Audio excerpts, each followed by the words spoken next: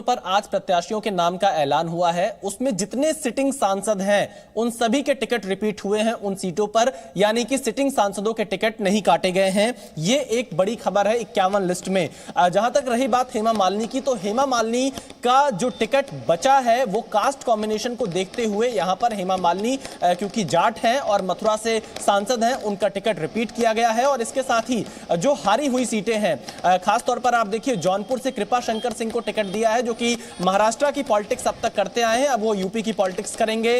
रितेश पांडे जो कि बीएसपी छोड़कर अभी हाल ही में बीजेपी में आए थे, उनको अंबेडकर नगर लोकसभा सीट से टिकट दिया गया है। आजमगढ़ सीट से एक बार फिर से दिनेश यादव निरहुआ को टिकट मिला है, जो कि उपचुनाव आजमगढ़ का जीते थे। कन्नौज से सुब्रत पाठक को एक बार फिर से लोकसभा का उम्मीदवार बनाया गया है। चंदौली से महेंद्र नाथ पांडे, क्योंकि उस इलाके में अगर देखेंगे जिन सीटों पर प्रत्याशियों का ऐलान हुआ है, कास्ट कॉम्बिनेशन को देखते हुए चंदौली सीट पर ब्राह्मण प्रत्याशी उतारना बीजेपी के लिए जरूरी था और इसीलिए महेंद्र नाथ पांडे का टिकट एक बार फिर से रिपीट हुआ है। इसके साथ ही साथ जिन सीटों पर अभी तक नामों का ऐलान नहीं हुआ है, खासतौर पर अगर आप कैसरगंज की बात करेंगे तो बृजभूषण सिंह के टिकट को लेकर लगातार यहां पर संशय बना हुआ है। और श्रावस्ती सीट जो कि 2019 में बीजेपी हारी थी, वहां पर नृपेंद्र मिश्रा जो कि पूर्व ब्यूरोक्रेट्स हैं, प्रधानमंत्री कार्यालय में काम कर चुके हैं, राम मंदिर निर्माण समिति के अध्यक्ष हैं, उनके बेटे साकेत मिश्रा को टिकट दिया गया है। हमारे सहयोगी रविंद्र कुमार यहां पर हमारे साथ जुड़ रहे हैं, उनसे हम एक सवाल लेंगे।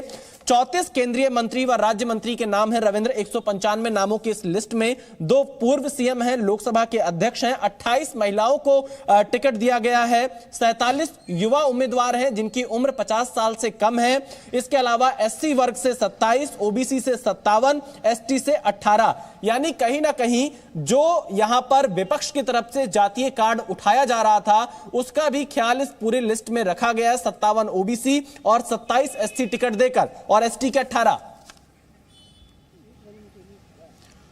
देखो विशाल, ऐसा कि बीजेपी के सबसे ज्यादा अगर सांसद एससी एसटी के जीतते हैं तो बीजेपी कोटे से ही जीतते हैं, क्योंकि पार्टी का यह रणनीति रही है कि जो सीटें होती है वहां अपर कास्ट अगर मिल जाता है तो पार्टी वहां से सीटें निकाल लेती है। ये पिछले कई लोकसभा में देखने को आया है और इसलिए एससी एसटी का जो उम्मीदवार होते हैं पार्टी बहुत ठोक बजा के उनको टिकट देती है। लेकिन जैसा आपने एक समीकरण दिया, अब देखिए कई सांसदों के टिकट कटे हैं। अब असम को देखिए, असम में 11 में से 6 सांसदों के टिकट कट गए हैं, वहां पर 5 या 6 नए उम्मीदवार हैं। मध्य प्रदेश में 10 नए चेहरे हैं। केवल उत्तर प्रदेश की बात नहीं, उत्तर प्रदेश का गणित अलग है विशाल, वहां पर मायावती भी हैं और समाजवादी पार्टी भी है। विधानसभा चुनाव में भले ही बहुत भारी बहुमत से जीता गया था, लेकिन समाजवादी पार्टी ने कड़ी टक्कर दी थी। अब कांग्रेस के साथ जब वहां पर है चुनाव लड़ेगी और त्रिकोणीय मुकाबला होगा तो बीजेपी भले ही जीत जाएगी, 75 प्लस सीटें का या 78 सीटें जीतेगी, लेकिन काफी मुश्किल से वहां पर हालात बन जाते हैं और इसलिए कई सांसदों के टिकट रिपीट किए गए हैं, इतने मंत्रियों को रिपीट किए गए हैं। लेकिन कई सांसदों के आप मध्य प्रदेश, असम और राजस्थान और भी जगह देखेंगे तो वहां टिकटें कटी है और आने वाले समय में जब 6 तारीख को सीईसी बैठक होगी और दूसरी तीसरी लिस्ट आएगी तो और भी कई सांसदों के टिकट कटेंगे। उत्तर प्रदेश के केवल ये हालात देखने को मिले, झारखंड में भी आप देखिए कि 2-3 सांसदों का टिकट काटा गया है। तो ऐसे में और बिहार में जब सूची आएगी तो वहां भी कई सांसदों के और कुछ मंत्रियों के टिकट कटेंगे। अभी केवल आधी संख्या के मंत्रियों को ही टिकट मिले हैं, बाकी अभी बहुत से मंत्री हैं, करीब 30 से ज्यादा मंत्री हैं जिनका भी सूची में इंतजार करना पड़ेगा। रविंद्र जी, पश्चिम बंगाल के 30 से 40% टिकट, अगर हम पश्चिम बंगाल की बात करें तो आप देखिए आसनसोल से पवन सिंह को टिकट दिया गया है, जहां पर कभी बाबुल सुप्रियो सांसद थे, जब उन्होंने बीजेपी छोड़ी शत्रुघ्न सिन्हा वहां से सांसद बने। तो पश्चिम बंगाल की भी जिन सीटों का ऐलान यहां पर बीजेपी की तरफ से किया गया है उसको किस तरह से आप देख रहे हैं, किन समीकरण का ध्यान रखा गया है? कई सांसदों के टिकट रिपीट भी किए गए, जैसे शांतनु ठाकुर, निशित प्रमाणिक इसमें शामिल हैं। इसके अलावा लॉकेट चटर्जी को दोबारा टिकट दिया गया है, सुभाष सरकार को टिकट दिया गया है, लेकिन कई नए चेहरे भी दिखाई दे रहे हैं। सौमित्र खान का भी टिकट रिपीट हुआ है। पश्चिम बंगाल में क्या समीकरण बीजेपी ने फिट किया है?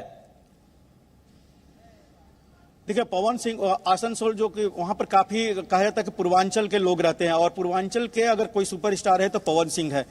वहां शत्रुघ्न सिन्हा को टक्कर देने के लिए अगर कोई हो सकता है तो माकौल उम्मीदवार तो ये पवन सिंह होगा। और इसलिए काफी समय से, हालांकि पवन सिंह आरा के हैं, आरा से उम्मीदवारी चाहते थे, लेकिन पार्टी ने उनको एक कह सकते हैं मुश्किल चुनौती वाला सीट दिया है आसनसोल, वो जहां पर पूर्वांचल खासकर बिहार यूपी के बहुत से लोग रहते हैं। और इसलिए पार्टी सोच समझ के दी कि अगर वहां से बाबुल सुप्रियो या शत्रुघ्न सिन्हा फिर से रिपीट होते हैं वहां से, तो पवन सिंह उनको टक्कर दे और जीत भी हासिल कर सकते हैं। क्योंकि बीजेपी जो अभी वहां पर महिलाओं को उत्पीड़न का मसला है, उसको देखते हुए अपनी सीटें रिटेन भी कर सकती है और ज्यादा बढ़ाने की कोशिश भी है। और इस क्रम में अगर पवन सिंह वहां अपनी सीट भी बचाएं और आसपास में प्रचार भी करें, तो बंगाल में आप जानते हैं कि बिहार और पूर्वांचल के काफी बड़ी संख्या में लोग वहां केवल नौकरी नहीं करते बल्कि बसे हुए हैं सालों से, तो उसमें प्रभाव पड़ेगा पवन सिंह का। और इसलिए सोच समझकर एक रणनीति के तहत पवन सिंह को वहां उतारा गया। ठीक है, विवेक भी हमारे साथ इस वक्त है लखनऊ से, उनकी तरफ चलते हैं। विवेक, उत्तर प्रदेश में दो बातें,